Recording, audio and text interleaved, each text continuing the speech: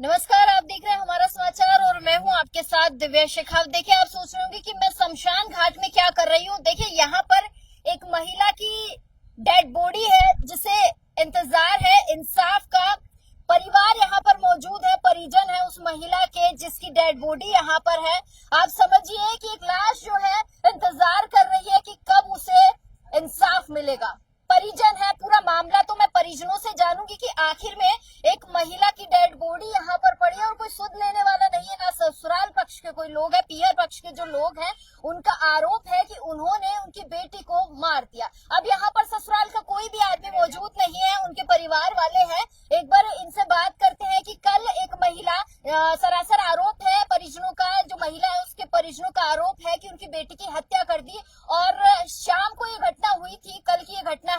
उसके बाद से जो है ससुराल पक्ष के लोग बात करने को तैयार नहीं है। उनकी बहन है, मैं उनसे एक बार जानती हूँ कि क्या नाम था उनका, कौन है वो महिला, कहाँ की रहने वाली। फिलहाल मैं आपको एक अपडेट दे देती हूँ। मैं रावण गेट पर मौजूद हूँ, यहाँ के शमशान घाट में मैं मौजूद हूँ और आप देख सकते हैं कि तैयारी पूरी हो रखी है, लेकिन इंसाफ का इंतजार है एक महिला की डेड बॉडी को। क्या नाम है आपका? मेरा नाम टीना है, मैं दिल्ली से हूँ। मेरी छोटी बहन है जो यहाँ डेड बॉडी पर लेटी हुई है।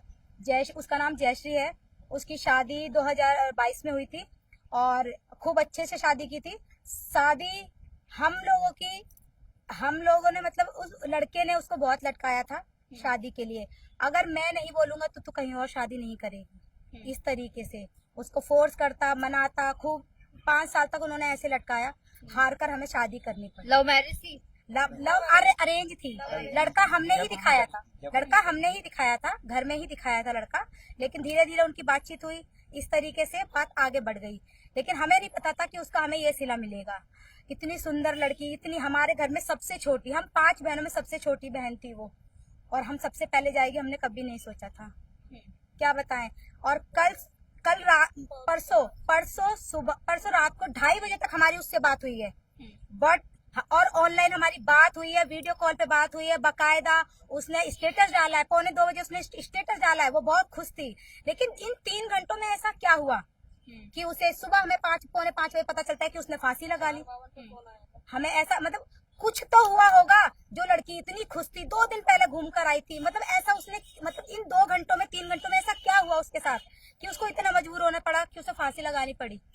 हम ये चाहते हैं, सिर्फ हम इंसाफ चाहते हैं। आपकी बहन ने बताइए। हमारी भांजी है जी, मैं मामा हूँ। तो इनको, हमारी भांजी को इनको मारा गया है, मर्डर केस है। सीधी बात है, मर्डर केस है हमारा। मारा गया? हाँ जी, बिल्कुल इन लोगों ने मारा है। बहुत सारे निशान उसकी है। बॉडी पे बहुत सारे चोट के बहुत निशान, निशान है। उसके तलवों में भी नील के निशान है, उसके सर पर घुमड़ा है और उसके पैर के नीचे की साइड पे उसके घिसट के निशान है, खरोच के निशान है। खाटू श्याम जी के भजन गाते रश्मि ओझा, उसका हस्बैंड है ब्रिजमोहन, उसकी लड़की है संजना और उसका आदमी है मोहन, वो मोनू। उन सबों ने मिल करके मारा मेरी बहन को। उसको इतना बुरी तरीके से मारा है, उसके सर पे इतना बड़ा घुमड़ा निकला हुआ था, नाक से खून निकल रहा था, उसकी पैरों में उसके जख्म थे, उसको घसीट के मारा उसको। और फिर बाद में मैडम, अगर फांसी लगाएगा इंसान उसका ऐसे मुंह होगा, इधर गले पे निशान नहीं आएगा उसके, ऐसे गले पे निशान नहीं आएगा उसके। फांसी लगाता है इंसान उसका ऐसे आता है गले पे, उसके ऐसे निशान था ऐसे। हमने देखा, हमारा बच्चा गया, हमें पता है, मेरी बहन गई है, हमें पता है। हम उससे परसों से कह रहे हैं हमें बच्चे से मिला दे, हमें बच्चे से मिला दे। उन्होंने बच्चे से मिलाने से मना कर दिया, मैं नहीं दूंगी। उसका मेरा भाई आएगा ना, उससे वही देगा, वही डिसीजन लेगा। उनके घर में खूब झगड़े हुए, अलग करवाने के लिए भी हमारे पास फोन आया। मैंने कहा दीदी इसको अलग कर दो जब वो अलग होना चाहती है तो, लेकिन नहीं, कहती है मेरा भाई मुझसे छुड़ा दोगे तुम। वो उसको कूदने छत पे अपनी पैर रख के जाएगा। हाँ, लेट ले जाती थी, मेरे सीने पे पैर रख करके जाएगा, कभी छज्जे पे चढ़ जाती थी कूदने के लिए। अगर मैं जाएगा तो मेरी लाश पे धो करके जाएगा। इस तरीके से उन्होंने मेरी बहन को टॉर्चर कर करके मेरी बहन को मार दिया। आज वो पूरा परिवार मेरी बहन को खा गया मेरी बहन को। इतनी बुरी तरीके से उसको मारा है ना, उसके घर से कोई नहीं आया, मोहल्ले वाले सारे आ गए। कभी कहते हैं कि हमने ऊपर से आ करके, लेडीज कहती है क्या विजय लक्ष्मी, मैंने छत पे से आकर के कुंडी दरवाजा तोड़ा है, फांसी काटी है। कभी उधर के उसके दोस्त कहते हैं कि हमने दरवाजा तोड़ के हमने खोला है। किसने खोला है उसको? आखिर तुम खोदो, कौन खोलने वाले जब उसने फांसी फांसी लगाई थी तो पुलिस को बुलाते कोई कार्रवाई होती है, वो कंप्लेंट करवाते। जब हमें फोन करा, जब मेरे से बात करानी बंद करा दी। 2 साल से मेरी बहन ने ना मुझसे बात करी है, मैंने उसको देखा। खाली उस आदमी ने मना कर दिया कि तू उससे नहीं बात करेगी, अगर बात करेगी तो मेरे घर की बात सारी पहुंचेगी। वो मेरा देवर, मेरे ताई, मेरे ससुर का भाई था, वो बड़े भाई का बेटा था। वो उससे इन्होंने शादी कराई और उसका वो जानता था कि वो ये घर में हमारे ऐसे, वो उन्होंने कहा कि मेरा नाम धर दिया कि मेरे घर में ये लड़ाई करवाती है। उन्होंने बंद कर दिया। मेरे से 2 साल से वो मुझसे नहीं बोली बिल्कुल भी, ना ही मैंने उसकी शक्ल देखी है, ना ही मैंने उससे बात की है। लेकिन 2:30 बजे तक उससे बात की है ऑनलाइन। मेरे मामा ने 2:30 बजे तक, रात के 2:30 बजे तक उससे बात करी है। ऐसा 2-3 घंटों में तो क्या हुआ, तुमने 2 साल से मुझे बात नहीं करने दिया तो मेरे पास फोन क्यों आया? लक्ष्मी उन्होंने फांसी लगा ली। क्यों मेरे पास फोन आया? उनका फर्ज बनता था कि मेरे माँ बाप को फोन करे, मेरे भाइयों को फोन करे। माँ बाप को अभी तक फोन नहीं आया है। अभी तक उनको एक बार नहीं कहा कि तुम्हारी लड़की मर गई है। उनको नहीं बोला। मैंने फोन करके ये बात मैंने बताई अपनी माँ को कि उन्होंने फांसी लगा ली, मेरी बहन ने फांसी लगा ली। जब मेरी बहन बोली है 2:30 बजे तक मैंने बात करी है, वो कैसे फांसी लगा सकती है? क्या इसका हमें इंसाफ चाहिए? बस मैं चाहती हूँ कि मेरी बहन को इंसाफ मिले। हमें इंसाफ चाहिए, बताइए। जैसे फोन आया तो मेरी तबीयत तो खराब थी। 3:45 के ऊपर आता फोन। आपकी कौन लगती है? वो मेरी भतीजी है, बड़े भाई के नाम बताओ। नाम मेरे बड़े भाई का लड़की, उसका रश्मि ओझा, यहाँ सिंगर है। वो उन्होंने क्या करा इसके संग में कि 3 बार मेरे पास फोन करा था। ये संबंध मैं नहीं कराया था। अच्छा, हाँ जी, वो भी जो बहुत पीछे पड़े थे मेरे पास। इन्होंने 4 साल मुझे आप लड़के वालों की तरफ से हैं? आपके मैं लड़के वाले की तरफ से भी हूँ और लड़की वाले की तरफ से भी हूँ। मैं दोनों तरफ से ही हूँ। दोनों ही मेरी बहुएं लगती हैं, क्योंकि उसके माँ बाप है नहीं है। माँ बाप मर गए थे ना, इन्होंने मेरे पास खबर भी नहीं भेजी। मैं दिल्ली में रहता हूँ। शादी इन्होंने कर दी लड़की की, जब भी खबर नहीं भेजी। आपको मैं बता दूं तो जब मुझे कैसे मालूम पड़ेगी? ठीक है ना। फिर मुझे मालूम पड़ी तो एक दफे मैं आया, इस लड़की का था जन्मदिन। उस दिन आया, उस दिन से मैंने घर देखा। फिर उसके बाद में इनका मेरा संपर्क हुआ तो इन्होंने कहा कि मैं जब भी इनमें झगड़ा होता ना संबंध के बाद में, तो मेरे पास फोन करते थे। ये आकर के 3 दफे फैसला करा के गया। उसके बाद में 4थी बार इन्होंने लड़की को घसीट मार दिया। 2 बार उसने यहाँ से भागने की कोशिश की और दोनों बार पकड़ के लिया है उसे। लेकिन तीसरी बार वो भाग नहीं पाई, तीसरी बार उसे मौका नहीं मिला। हमें तो ये कहा गया था कि तुम्हारी बहन ने फांसी लगा ली, और हम कह रहे थे उसको हमें दिखा दो, एक बार दिखा दो। नहीं दिखाया। वो तो हमें यहाँ देखने के बाद शादी को कितना साल हो गया आपकी? 4था साल हुआ है। 3 साल का लड़का है। 4 साल 15 जुलाई को 4 साल हो जाएंगे मैडम। और उसकी भांजी जो संजना, नई शादी होने के बाद अपना फोन लेकर के उनके कमरे में, क्या मतलब है नए जोड़े के अंदर कमरे में रिकॉर्डिंग करने का? क्या मतलब है? वो कुछ भी करे, क्या बात कर रही है, क्या नहीं कर रही है, तुम्हारा क्या मतलब होता है कि नए नवेले जोड़े के अंदर तुम अपना फोन लगा करके आओ? ये क्या मतलब है? क्या तुम चाहते हो? है?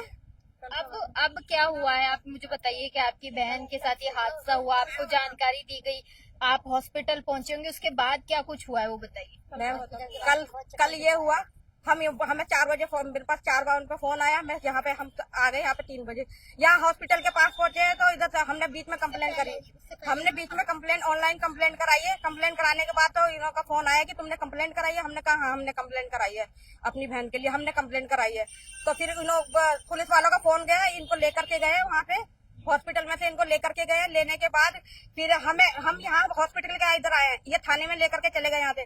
फिर हम इधर आने के बाद हमारे पास फोन आया कि मैं थाने में हूँ। रश्मि ओझा का फोन आता है हमारे पास कि मैं थाने में हूँ, तुमने कंप्लेंट कराई है। मेरा भाई भी थाने में है, मैं भी थाने में हूँ, मेरा आदमी भी थाने में है।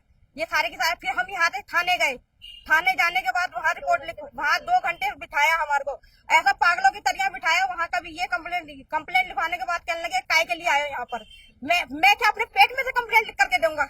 वहाँ के प्रशासन में ये कहा गया हमसे, मैं क्या अपने पेट में से कंप्लेंट लिख करके दूंगा? आप किस लिए बैठे हो उधर? आपका क्या मतलब है? जब कौन से थाने में मामला दर्ज किया? करधनी थाना। वहाँ पे सर, वहाँ पे गए, वहाँ पे उन्होंने बोला, हमने बोला सर हमें कंप्लेंट दीजिए, वहाँ पे हमें जाना है, तो हॉस्पिटल जाना है, कंप्लेंट दीजिए। उधर डुप्लीकेट कंप्लेंट देने के बाद वहाँ पे उसका पोस्टमार्टम, हाँ, तो 8 बजे 9 बजे 10 बजे ऐसा कौन सा पुलिस वाला 10 बजे ऐसा कौन से डॉक्टर पोस्टमार्टम करा देंगे? अब क्या कुछ हो रहा है? आपकी बहन की लाश यहाँ पर है, उसके परिवार वाले क्या कह रहे हैं, ससुराल वाले क्या कह रहे हैं? ससुराल वाले कुछ नहीं कह रहे, वो तो आए ने ये कहा है तुम कुछ भी कर लो, तुम कुछ नहीं कर सकते, तुम्हें कुछ नहीं पता चलेगा, और तुम कितना बैठ सकते हो या कितना सबर कर सकते हो, तुम कर लो। बच्चा कहाँ है? बच्चा कहाँ है? बच्चा हमें दिखा रहे नहीं है, बच्चा वो दे नहीं रहे हैं, और कल से हम बच्चा मांग रहे हैं। मैडम, जो बच्चा 1 मिनट अपनी माँ के बगैर नहीं रह सकता, 2 दिन से अपनी माँ के बगैर है, वो पूछेगा नहीं मेरी माँ कहाँ है। उसको तो उसकी माँ 1 सेकंड वो अपनी माँ से दूर नहीं होता, और हम उसे कल से बच्चा मांग रहे हो, बच्चा नहीं दे रहे। अगर इन्होंने ये कहा था कि ये सुसाइड का मामला है, तो इन्होंने चोरी से मेरी बहन को अपने फांसी के तक से काटा, निकाला, और चोरी से ही वहाँ लेके आए, हॉस्पिटल लेके आए। उसके बाद हमें बिना बताए, घर वालों को बिना इंफॉर्मेशन दिए ये उसका पोस्टमार्टम कराने के लिए ले जा रहे थे। जब हमने कहा कि हमें कम से कम, वो डॉक्टर जबरदस्ती कर रहा है पोस्टमार्टम, ऐसे कैसे हो सकता है कि बिना इंक्वायरी के कोई डॉक्टर कैसे पोस्टमार्टम कर सकता है? ये खुद इन्होंने मेरी बहन को मारा है, रश्मि ओझा ने मेरी बहन को मारा है, और चारों ने मिलकर के उसकी बहन, उसका हस्बैंड और उसकी बेटी, इन सब ने मिलकर के मारा। ये मास्टरमाइंड जो है। क्या अभी उसके ससुराल वाले आ रहे हैं दाह संस्कार के लिए? कोई नहीं आ रहा, वो कह रहे हैं तुम इंतजार कर लो, कितना करोगे। चलिए, बहुत शुक्रिया। तो आप लोग देख सकते हैं कि ये लाइव अपडेट थी। वकील साहब भी मेरे साथ है। वकील साहब, क्या कुछ कहेंगे इस पूरे मामले को? आपने बखूबी देखा है, एक महिला जो है चिता पर ही है फिलहाल, तो लाश उसकी यहाँ पर है। क्या लग रहा है कि ससुराल पक्ष जो है, ये पूरा परिवार जो है पीएल पक्ष आरोप लगा रहा है कि उनकी बेटी को मारा गया? आप क्या कुछ कहना चाहेंगे इसमें? बिल्कुल, ये बात सत्य है। ये पक्ष से बहुत ज्यादा परेशान है। कल शाम को इनकी रिपोर्ट दर्ज हुई है। रिपोर्ट दर्ज होने के बाद में आज सुबह मैं खुद व्यक्तिगत रूप से पुलिस से मिलकर हमने बोर्ड का गठन करवा के उनका पोस्टमार्टम कराया। पोस्टमार्टम कराने के बाद में अब बॉडी को यहाँ लेके आए हैं, लेकिन जो ससुराल पक्ष है वो बच्चे को लेके नहीं आ रहे हैं, जबकि एक माँ को बच्चा दाह संस्कार के लिए उसको आना जरूरी है। और ये 2 घंटे से यहाँ रो रहे हैं, इनकी कोई नहीं सुन रहा है, और काफ़ी मिन्नत कर ली। इसके बावजूद इनमें एक तो FIR नंबर है 648/2025, जो डिप्टी साहब सुरेंद्र सिंह राणा जी है वो जांच कर रहे हैं, वो पूरा कोऑपरेट कर रहे हैं, लेकिन उनकी भी जो मुलजिम पक्ष है वो मान नहीं रहे हैं। इनमें है एक तो मोनू है, एक मोनू की बहन है रश्मि ओझा, जो अपने आप को सिंगर मानती है, वो कहती है मेरी बहुत बड़ी जान पहचान है, वो उस दबाव में है शायद, मुझे ऐसा लग रहा है। एक है उसका पति है ब्रजमोहन, ये ब्रजमोहन और रश्मि ये तो अभी आए नहीं, और बाकी मोनू को पुलिस थाने में बैठा रखा है, और ये पूरे परिजन उस बच्चे के लिए गुहार कर रहे हैं, लेकिन बच्चे का कोई अता पता नहीं है। 2 घंटे से तो मैं देख रहा हूँ। अच्छा, क्या लग रहा है कि कितनी देर में आ जाते हैं उनके ससुराल वाले? कितनी देर में इस महिला को जो है इंसाफ मिल जाएगा? अब इंसाफ की तो खैर क्या बात करूं, वो तो लंबा समय लग सकता है, लेकिन अभी वो जो है लाश है उसे कितनी देर में इंसाफ मिल जाएगा? अभी मैं सुरेंद्र सिंह राणा जी के ऑफिस में जाके आया हूँ। उन्होंने मुझे आश्वासन दिया कि आधे घंटे में मैं कहीं से भी बच्चे को लेके आऊंगा, तो हम बस इंतजार कर रहे हैं, और हमें पूरा विश्वास है सुरेंद्र सिंह के कि वो बच्चे को लेके आएंगे। चलिए, बहुत शुक्रिया वकील साहब।